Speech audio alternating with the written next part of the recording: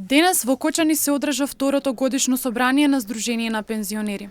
На денешната средба е презентирана програмата за работа за 2024 година, финансовиот план и извештајот за работа, како и завршната сметка на минатата 2023 година. Во 2024 година од Кочани вела дека ја збогателе програмата за работа и се надеваат дека истата ќе ја реализираат. Да, почна уписот на огревно дрво, меѓутоа при крај сме, доста пензионери се пријавија, се запишаа и околу 600-650 планираме да ги набавиме оваа година со огревно дрво, исклучиво со бука, и така на овој начин и помагаме и на пензионерите на полесен начин да дојдат до огревно дрво, бидејќи се деле целата сума на 8 рати, кубико е по 4500, ратата, 7 рати се по 3500, последната е 2500.